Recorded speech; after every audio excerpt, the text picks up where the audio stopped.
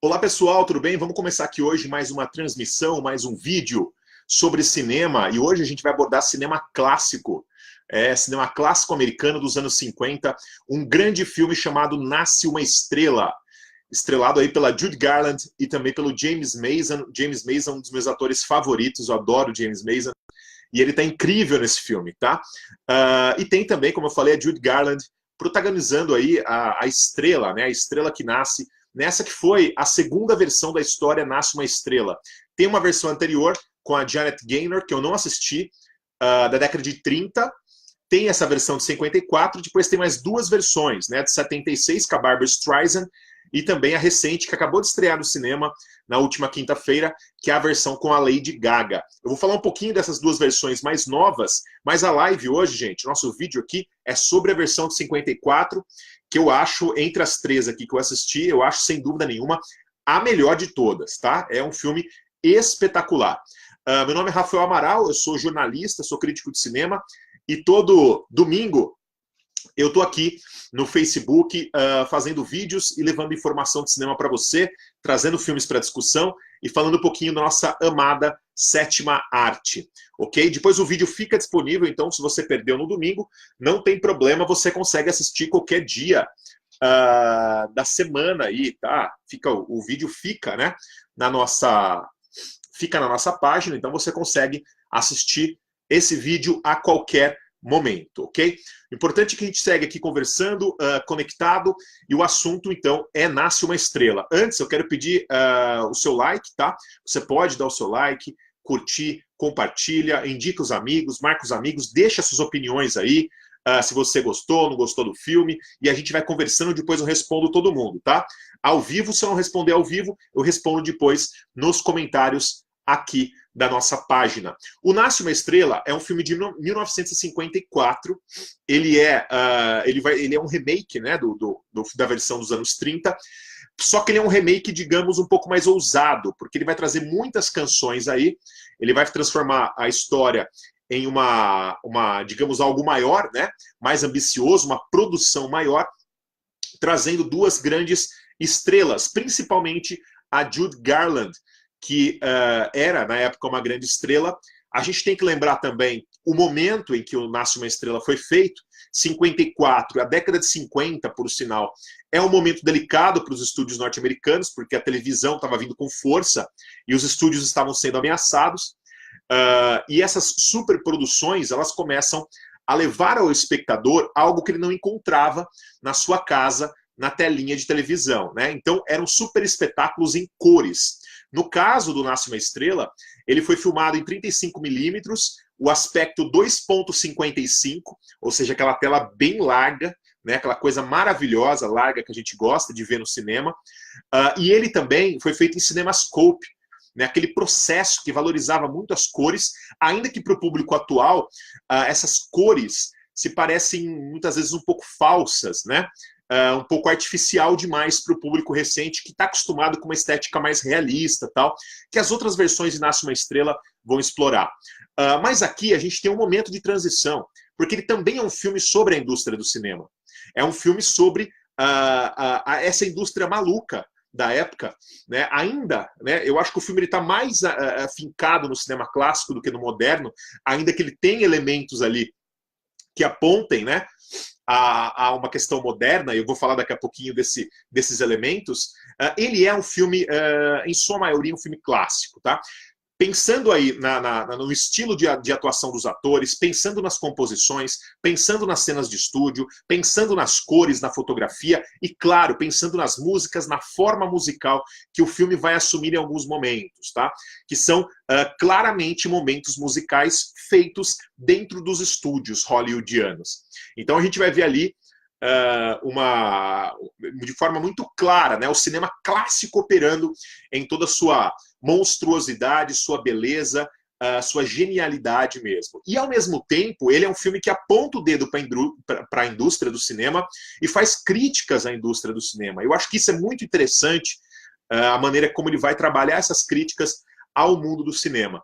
Vale lembrar que essa versão de 54, assim como a versão dos anos 30, ela se situa no mundo do cinema. A versão de 76 e a versão que saiu agora, de 2018, se situam no mundo da música. Então tem uma diferença aí, ok?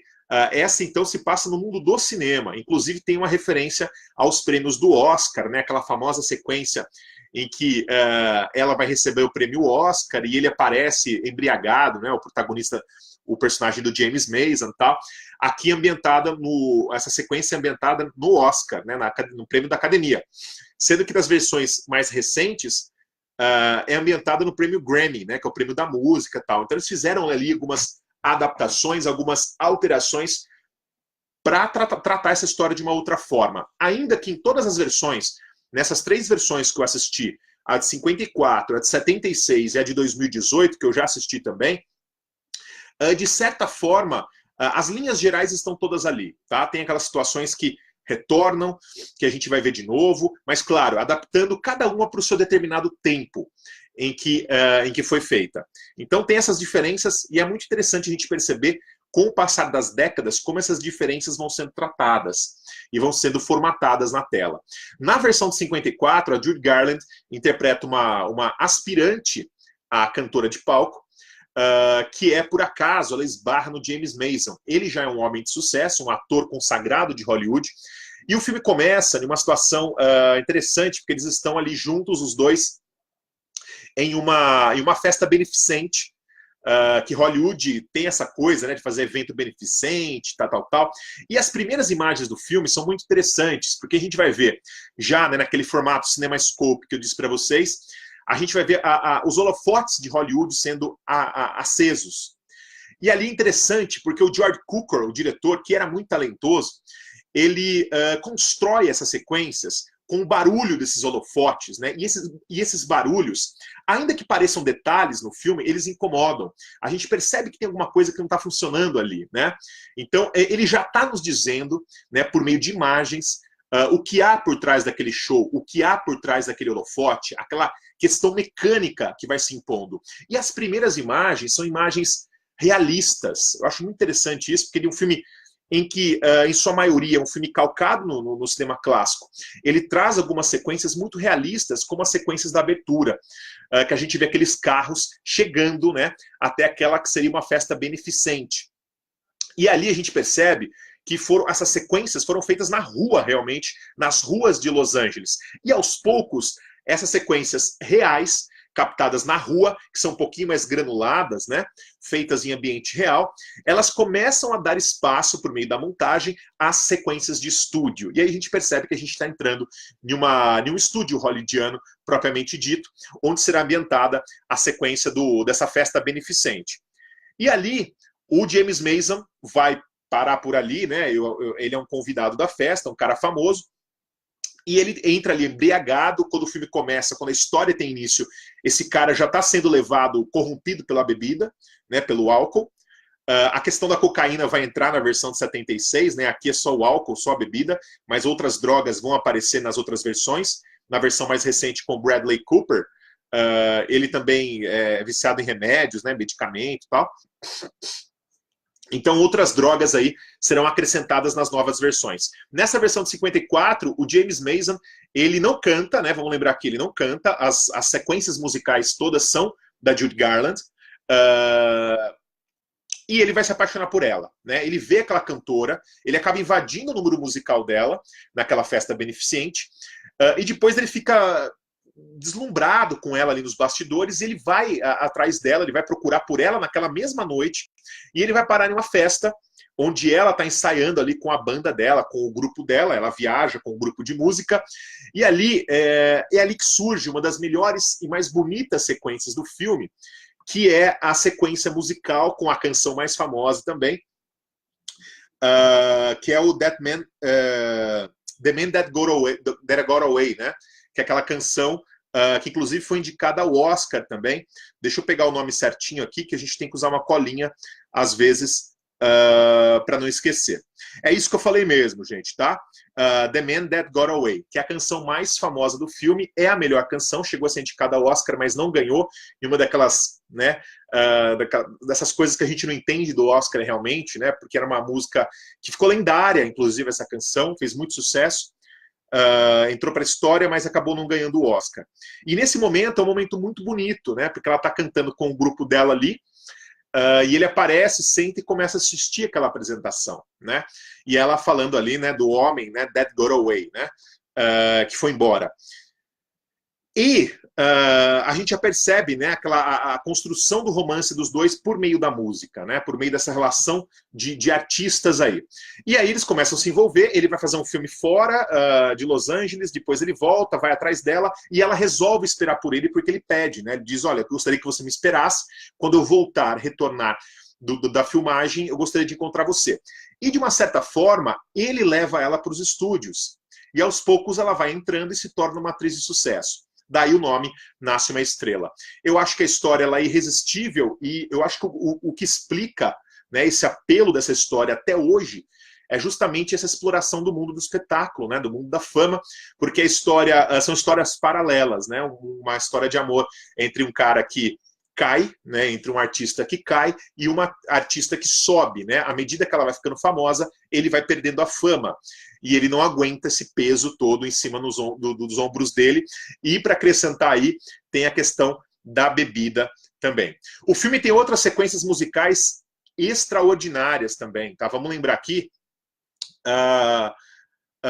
daquela sequência em que ela conta um pouco da própria história dela, né, que tenha, né, aquela, como se ela estivesse ali num teatro, num musical, e essa sequência também é muito bonita, ela é muito longa, né, ela vai contando toda a história dela, da personagem dela, por meio daquela música, e aí a gente vai percebendo, né, que ela sempre foi uma artista de estrada, em que ela vivia na estrada, os percalços que ela viveu. A música chama-se Born in a Tramp, tá? Também é um dos pontos altos do filme, essa canção. A trilha sonora toda é muito boa. Aquela música que eu citei antes, que é a mais famosa, The Man That Got Away, ela foi escrita pelo Ira Gershwin, né, que era um dos grandes compositores da história de Hollywood, que foi um dos caras por trás das músicas do Sinfonia de Paris, por exemplo, que é de 51, com o do Vincent Minnelli, né, enfim. Então era um cara que tinha uma bagagem muito boa em relação às músicas que ele realizava. E aí você tem um elenco que ajuda, né? Porque a Judy Garland, ela canta muito bem, ela é uma ótima cantora e uma ótima atriz também. E uma questão que também vale a pena chamar aqui, né, a atenção do nosso web espectador aqui, é em relação às atrizes, né, das versões. A versão de 54, a de 76 e agora a mais recente, você percebe que eles escolhem atrizes que são boas cantoras, mas que não são necessariamente bonitas, né? Não tem aquela beleza tipicamente hollywoodiana, né? A Barbra Streisand é uma excelente cantora, mas não é essa beleza, né? Não tem aquela beleza monumental. A Lady Gaga, na versão recente, inclusive tem até uma brincadeira no filme com o nariz dela, né? Que ela tem um nariz muito grande e tal. Também não é uma mulher, é bonita, claro, mas não é aquela beleza impecável, digamos assim, que tanto Hollywood cobra, né? E você tem também aqui a Judy Garland. E o filme brinca com essa situação, isso é muito interessante. E aí a gente começa a entrar na crítica que o filme faz ao mundo do espetáculo, ao mundo do cinema, porque a Judy Garland no filme, ela não tem o estereótipo da atriz desejada, como outras que a gente vê ao longo do filme, né? Aquelas beldades, a lá Marilyn Monroe, ela não tem esse estereótipo, ela é baixinha, um pouco quadradinha, o rosto dela não é perfeito, e durante o filme, tem um momento muito marcante, na minha opinião, em que ela é colocada numa sala com vários espelhos, tem uns caras em volta dela, e a gente percebe que aqueles espelhos começam a distorcer ela, começam a recortar ela, né? E ali ela vai ficando deformada, né? Como se Hollywood estivesse deformando a Judy Garland. E eles colocam um monte de maquiagem na cara dela, depois ela vai tirar essa maquiagem toda. Então o filme brinca com essa indústria, já na década de 50, mas muito antes, a gente sabe, que vai moldando as pessoas, vai criando peças, né? Figuras irreais ali, no caso aqui, a Judy Garland, que vai receber uma maquiagem. E aqueles caras que estão em volta dela, a gente não sabe quem são de verdade, né? São médicos, são esteticistas, são maquiadores, né? Eles se vestem de branco, parecem ser médicos, né? Cirurgiões plásticos, sei lá. E aqueles caras estão dentro do estúdio. E à medida que ela vai andando e vai conhecendo o estúdio de cinema, a gente começa a ver os departamentos, né, de publicidade, que já tinha, né, um peso muito grande nessa época, principalmente nessa época que a gente está falando de um momento em que Hollywood está brigando com a televisão para trazer o seu espectador. E tem um momento muito marcante, na minha opinião, que é aquela cena em que a Judy Garland entra durante a projeção de um filme, que o chefão do estúdio está assistindo um filme de faroeste, naquelas salas de projeção. Ela entra ali e ela para na frente da tela, e aquele som de tiro de faroeste é como se ela estivesse sendo atingida pelas balas de Hollywood, né? O George Cukor, nessa sequência, que ele faz quase num close do rosto dela, com a projeção da imagem em cima do rosto, ele faz uma crítica contundente a Hollywood, né? Como que Hollywood é realmente uma máquina de amassar carne mesmo, que vai atirando contra suas estrelas, contra suas atrizes, contra seus artistas, e aos poucos vai trazendo essas pessoas para dentro desse universo tão maluco que é o mundo do espetáculo. Então o filme tem uma série de críticas sutis que eu acho de uma inteligência e de uma beleza muito interessante. Tem uma outra sequência, essa eu acho que vale muito a pena lembrar, que desse momento a personagem da Judy Garland, ela já está muito famosa, ela está na casa dela com o James Mason, eles já se casaram, e ela está passando um filme ali, né, para os convidados assistirem. E o chefão do estúdio está nessa sequência de novo, ele vai para uma outra sala, e o James Mason vai atrás dele. Quando o James Mason abre a porta, o cara está assistindo televisão, né, uma luta de boxe. E a primeira palavra que o James Mason diz para ele, quando olha para ele, é traidor. Né? E ali você percebe que tem uma crítica também, né? Porque, cara, ele é um dono de um estúdio, ele está deixando assistir um filme em tela grande para assistir televisão. E o James Mason chama ele de traidor. Quer dizer, né? O próprio produtor não tá aguentando, está se rendendo ao mundo da TV. Então ali você tem uma crítica muito interessante de Hollywood para a televisão e um retrato também dessa guerra com a TV, que a gente sabe que vai ser muito forte nos anos 50. E o cinema norte-americano, o cinema clássico, ele tem nos anos 50 o último momento da Era das Estrelas, né? Aquele último momento em que as estrelas vão estar ali sob grandes contratos, em que elas vão estar ali sobre a batuta dos estúdios, em que os estúdios realmente vão representar na tela o grande cinema clássico que a gente conhece, o grande espetáculo que a gente conhece e que a gente viu muito forte nas décadas anteriores. E os anos 50 é o momento em que os grandes espetáculos serão levados à tela, né, grandes musicais e também grandes filmes épicos. Sempre, como eu disse aqui, explorando o aspecto da tela larga, né, o ratio 2.55 ou 2.35, ou no caso do Ben-Hur, por exemplo, que chega a 2.66, né, que é um widescreen, é uma tela muito larga, explorando o tamanho realmente daquele universo, no caso do Ben-Hur. No caso do Nasce uma Estrela, é um filme com aspecto 2.55, que é muito largo também. Tá? Se você quiser saber mais, procura no Google sobre aspectos de tela, que você vai ter uma ideia das larguras. E no caso da TV, obviamente, era uma tela quadrada, né? Então você tinha... a Hollywood se movia para atrair o público, né? Desde os seus primórdios, está sempre se aprimorando e fazendo mudanças, menos em nome da arte, muito mais em nome do dinheiro, né? Para atrair espectador. E esse, claro, é um caso. Vamos lembrar que o aspecto da tela larga em Hollywood, ele surge em 53, com o filme O Manto Sagrado, com Richard Burton. A partir de então, vários filmes começam a ser realizados nesse aspecto, mas não todos. A gente tem alguns filmes dessa época ainda que não são feitos nesse aspecto de tela larga.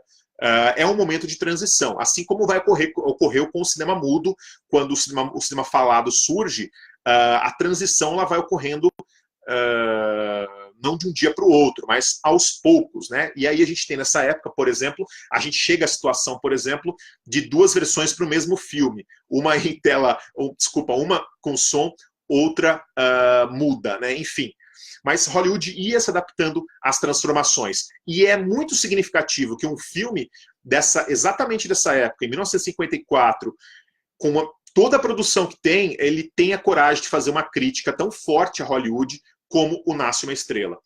E tem um momento também que eu quero lembrar, que me marcou muito, revendo o filme agora, que é aquela cena em que o James Mason está com a Judy Garland no carro, ela pede para ele parar o carro, e ela vai atrás de um muro ali, que na verdade tem ali aquelas torres de exploração de petróleo, né, aquelas torres que sobem e descem ali e tal, e ela fica claro que ela vai vomitar, né, ela está passando mal, porque ela está indo para a primeira pré-estreia de um filme dela, que vai lançá-la como uma estrela. E ali fica claro que ela vai vomitar, né? O filme não mostra exatamente o que ela está fazendo, mas fica claro isso. E a questão da Torre do Petróleo ocupando uma boa parte da tela, isso é muito significativo também, né? Essa mecanização, né? Uma cidade mecanizada que o George Cukor está transmitindo para o espectador ali. Vamos lembrar também que o George Cukor, ele é um diretor fantástico e ele tinha uma fama de dirigir grandes atrizes. Tinha grandes atrizes que gostavam de ser dirigidas por George Cukor. Katharine Hepburn, por exemplo. A Jude Holliday ganhou o Oscar por um filme de George Cukor, né?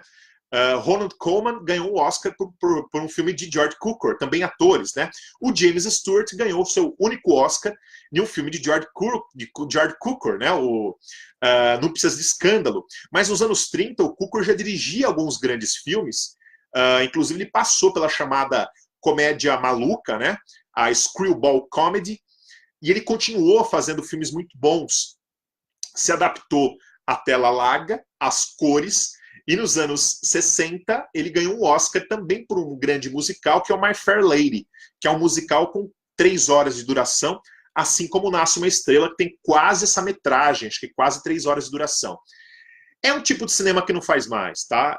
Seja no visual, seja no tipo de interpretação, seja nas canções, é um tipo de cinema que a gente não vê mais, infelizmente. É um grande espetáculo, é aquele tipo de filme que tem tudo que a gente pode esperar de um grande espetáculo hollywoodiano, o Nasce uma Estrela.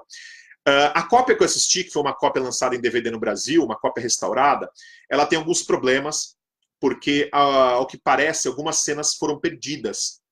Esse filme, Nasce uma Estrela, ele passou por uma série de cortes. Na época ele foi lançado com 30 minutos a menos, né? Os produtores acharam que era melhor diminuir, que estava muito longo. Depois ele saiu numa versão restaurada, que é a versão em DVD, com quase 3 horas, só que algumas cenas foram perdidas. E no filme, essas cenas são preenchidas apenas com áudio e com fotos, né? Quadros, imagens estáticas paradas daquelas cenas, ou do que teriam sido aquelas cenas. Então é curioso, porque em alguns momentos, principalmente na primeira parte do filme, a gente vai ver alguns momentos, a gente vai ouvir os diálogos, mas vai ficar uma tela, alguma imagem, né? Uma fotografia realmente na tela do cinema. Então é curioso, né? São opções aí. Provavelmente essas partes cortadas elas foram perdidas ou ficaram deterioradas devido à passagem do tempo. Eu acredito que seja isso, porque só isso justificaria, né, o uso dessas fotografias. E aí não conseguiram recuperar esse material. Então, infelizmente, algumas cenas a gente não vê nessa versão que eu assisti e talvez a gente nunca mais vá assistir essa versão, né? O que é uma pena. Não tenho conhecimento se existe alguma versão de Nasce uma Estrela com essas cenas completas. Espero que sim. Tá? No Brasil, até onde eu sei, o filme não foi lançado em Blu-ray, somente em DVD. Deixa eu consultar minha colinha aqui de novo para saber se eu não estou esquecendo de nada. Aí a gente vai ter que usar o óculos, senão não consigo enxergar direito. Tá? Mas eu já falei das canções, né, das principais canções. A Born in a Trump, The Man That Got Away, que são alguns dos pontos altos do filme. Eu gosto muito de outras músicas também que o filme tem, que são bem legais. Eu queria falar um pouquinho também, gente, da questão da embriaguez dele, né? É interessante a gente notar, porque em nenhum momento o filme diz por que esse cara começou a beber, né? A gente não sabe exatamente por que ele começou a beber e por que ele virou um embriagado, um alcoólatra. Mas a todo momento fica claro que foi o peso de Hollywood, né? Essa questão que você tem que viver num lugar para você ser outra pessoa. Você tem que viver num lugar sendo sempre um personagem, mesmo quando você não está à frente das câmeras. E quando ele bebe e faz todas aquelas, né, aquelas situações quixotescas ali, aquelas situações, enfim, vergonhosas, é como se ele dissesse que ele não está precisando interpretar um papel, né? Que ele está vivendo de uma forma que ele gostaria de viver, né? Mas ele também não aguenta o peso da fama. Diferente dela, que consegue se adaptar e ser uma peça daquele sistema, digamos assim, hollywoodiano, ele não consegue. E a gente vai ver isso em todas as versões, né? A versão da Barbra Streisand, a de 76, a mesma coisa, né? O cara um embriagado, inclusive o personagem de 76, que é interpretado pelo Chris Christopherson, ele é infantil, né? Um cara que fica pichando a parede da casa. Tem uma cena que ele pega uma arma, começa a atirar num cara que aparece de helicóptero na casa dele. Ele é muito mais infantil do que o Bradley Cooper na versão mais nova, né? Que eu gostei bastante da atuação do Bradley Cooper. O filme é bom também, viu? Não é ruim, não. É legal, bacana. Principalmente a primeira parte é legal. A Lady Gaga funciona, vai bem, canta muito bem ela, gosto mais de ela como cantora, mas eu acho que o filme é do Bradley Cooper, né? Ele dirige e ele deu um peso importante para o personagem dele, inclusive uma história pessoal, uma história passada que não tem na versão de 76, né? Envolvendo a família e tal. E também, na questão no que diz respeito à crítica ao espetáculo, né, no caso a sociedade do espetáculo e o mundo da música, no caso da versão recente, eu vejo um alinhamento muito maior com a versão de 54, né, que também é uma versão que tem coragem de criticar o mundo do espetáculo, neste caso, o mundo do cinema. A versão recente faz uma crítica ao mundo da música, mas não vai tão fundo, né, fica ali meio na superfície. A Lady Gaga, em um determinado momento, ela vira Lady Gaga de verdade, né? Pinta o cabelo, começa a dançar aquelas músicas pop, e aí o filme fica mais enjoativo, na minha opinião, tá? Enfim, mas eu acho que faz parte da crítica, né? Essa transformação a qual ela precisa se submeter. Na versão de 54, a mesma coisa, né? A atriz ela vai ter que se submeter às transformações para se tornar uma estrela de Hollywood. Tá?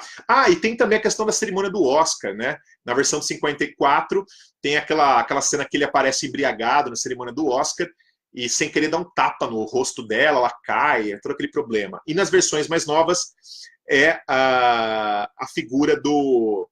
Na versão mais nova é o Grammy, né? O Grammy Awards. Tem uma questão interessante também, nesse filme de 54, é uma interpretação que eu faço, que eu acho que o James Mason, o cara embriagado... desagradável em muitos momentos, e eu acho que ele é a coisa mais interessante do filme, apesar dela cantar muito bem, né, os números musicais da Judy Garland são muito bons, mas eu acho que o filme é dele, assim como na versão recente, o filme é do Bradley Cooper. Nessa versão de 54, o James Mason, ele é um cara que está muito mais próximo do cinema moderno, na minha opinião, pelo tipo de interpretação, pela figura que ele representa, aquele cara no limite, embriagado, anti-heróico, enfim, ele está muito mais próximo do cinema moderno. Ela está mais voltada para o cinema clássico. Então, acho que na própria relação desses personagens, a gente tem uma divisão entre clássico e moderno aí. Eu acho que isso é muito interessante a gente observar também. Ele não cabe naquele mundo, né? Ela cabe à perfeição. Ela canta, dança, ela é o cinema clássico em pessoa, a Judy Garland, e ele não cabe naquele universo. Eu acho que a escolha de um cara que nem o James Mason foi muito boa. Porém, eles não têm muita química, né? A gente percebe que esses dois não têm muita química, né? Ela tenta mostrar que é apaixonada por ele e tal, mas não tem muita liga entre os dois. Esse problema continua na versão de 76, né? A Barbra Streisand e o Kris Kristofferson, na minha opinião, não tem muita liga também, tá? O filme é mecânico, eu não gosto, eu acho razoável a versão de 76. O que salva nela é a Barbra Streisand, eu acho que ela canta muito e as músicas são muito boas, né? A começar pela Evergreen, que ganhou o Oscar de canção. E a versão recente, isso é curioso, na versão de 2018, com a Lady Gaga, ela vai corrigir esse problema da ligação deles, porque eles realmente têm uma química boa na tela. Eu acho que essa talvez seja a melhor coisa da versão recente. Eles têm uma química, né? Eu acho que isso que é legal. O Bradley Cooper e a Lady Gaga funcionam bem na tela, e as músicas também são legais, as músicas são boas. Então acho que isso salva um pouco essa versão mais nova. Mas, de certa forma, as três versões, as linhas gerais estão ali, tá? As histórias, elas caminham mais ou menos para o mesmo resultado, digamos assim, tá? Deixa eu ver se tem mais alguma coisa para falar de Nasce uma Estrela, versão de 54. Tem uma questão irônica, né? A Judy Garland, vamos falar um pouquinho de bastidores, ela foi indicada ao Oscar de melhor atriz no ano de 55, né? Referente a 54, que foi o ano em que o filme Sindicato de Ladrões ganhou a maioria dos prêmios. A Judy Garland perdeu o Oscar. Ela ganhou no filme, a personagem dela ganhou, mas ela perdeu na vida real. Na ocasião, ela era a favorita a ganhar. Inclusive, a NBC, eu acho que transmite o Oscar, ela mandou alguns jornalistas na porta do hospital em que a Judy Garland estava, porque a Judy Garland não foi na cerimônia do Oscar, porque ela tinha acabado de dar à luz o seu filho mais velho, né? O único filho homem que ela teve, o Joey, e ela estava no hospital, ela tinha dado à luz um dia antes da cerimônia do Oscar.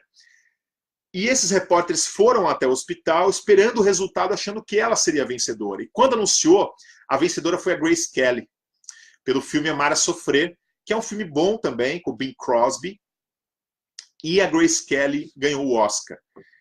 segunda indicação dela, eu acho, e levou o prêmio. A Judy Garland, ela já havia ganhado um Oscar infantil pelo Mágico de Oz e perdeu por Nasce uma Estrela. Então é irônico, né? A personagem ganhou no filme, mas ela, na vida real, não teve jeito, perdeu. E o James Mason foi indicado ao Oscar, mas perdeu para o Marlon Brando, que ganhou pelo filme Sindicato de Ladrões. Enfim, dois atores gigantes, né? O Marlon Brando está espetacular também em Sindicato de Ladrões. Eu acho que é isso, gente. Deixa eu ver se estou esquecendo de alguma coisa. E vamos aqui para os comentários, que eu estou vendo que tem bastante comentário do pessoal. Eu acho que deu para rascunhar bem e dizer um pouquinho para vocês o que é o filme Nasce uma Estrela. Né? Uma crítica a Hollywood, em que uma moça é reinventada, digamos assim, para se tornar uma estrela. Inclusive o nome, né, da personagem da Judy Garland, ele é transformado no filme, eles trocam o nome dela para que ela tenha um nome mais, né, cinematográfico, digamos assim. Eu já falei do produtor que assistiu TV, as imagens realistas eu já falei, e ela representa o cinema moderno, enquanto ele representa muito mais o cinema clássico, tá? Então acho que essas divisões são interessantes. Ele é um filme que está em um momento de cisão, né? Um momento de transformação em Hollywood. Ó, quem quiser assistir, o filme saiu em DVD, tá? Essa edição aqui está bem bonita, difícil de achar, eu acho, tá? Acho que tá, ela tá bem caprichada, tá? Tem aqui toda uma... É aquelas edições em capinha de papel que saíam antigamente, que não saem mais, né? Obviamente. Mas quem é colecionador tem essa versão mais antiga, talvez em sebo dê para encontrar, enfim. Vale a pena, é um filmaço. Tá? Eu adoro, eu acho a melhor versão, a de 54. E a versão com a Barbra Streisand saiu em Blu-ray, ó. Nasce uma Estrela. A cópia tá bonita também.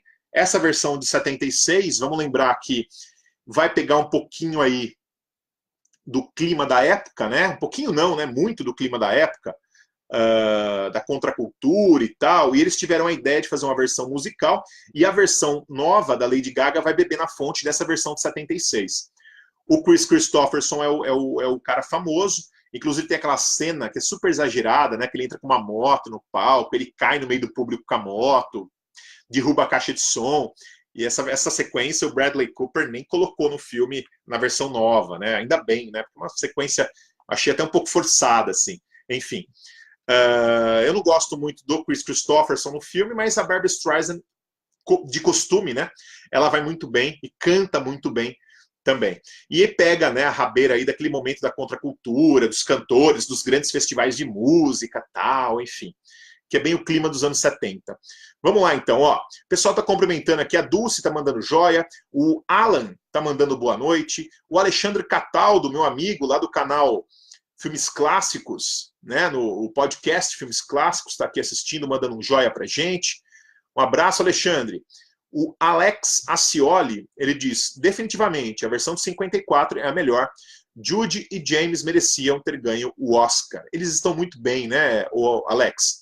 Eu gosto bastante. A Leila manda uns coraçõezinhos aqui e o Alan diz, a versão deste século, com a primorosa direção de Bradley Cooper, me cativou bastante. Aposta certa para o Oscar 2019. Como aconteceu com as atrizes anteriores das outras versões, o trabalho de interpretação é sempre primoroso. Nessa nova versão, eu vejo a Lady Gaga ganhando o Oscar, diz ele, ó, na categoria de melhor canção original. A música Shallow, provavelmente, pois a Lady Gaga escreveu as letras e ajudou a produzir a trilha sonora. É verdade, né? Deverá ser premiada. Pode ser, viu? Acho que tem grandes chances mesmo de ganhar.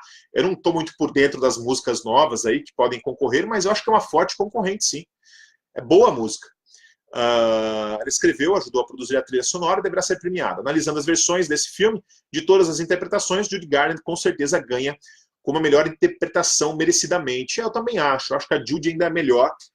Os números musicais dela são espetaculares. Enfim, ela está muito bem no filme. E ela é a cara da Hollywood clássica, né? Então, eu acho que combina muito bem na personagem. Ela consegue ser aquela menina simples, fora dos palcos, ela consegue ser também uma estrela.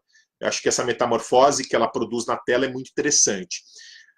E vamos fazer a justiça, né? A Lady Gaga consegue fazer isso também, né? Ela convence dos dois lados ali, ela funciona bem também. Enfim, gente, é isso. Queria agradecer muito a presença de todos mais uma vez aqui. pessoal acompanhando, a gente fazendo esse vídeo sobre Nasce uma Estrela. O vídeo fica na página e fica no site também. Muito obrigado a todos pela audiência. Meu nome é Rafael Amaral, eu sou jornalista, crítico de cinema, e todo domingo às 20h30 a gente tem aqui vídeo ao vivo inédito na página do Palavras de Cinema. Um grande abraço a todos e até o próximo domingo.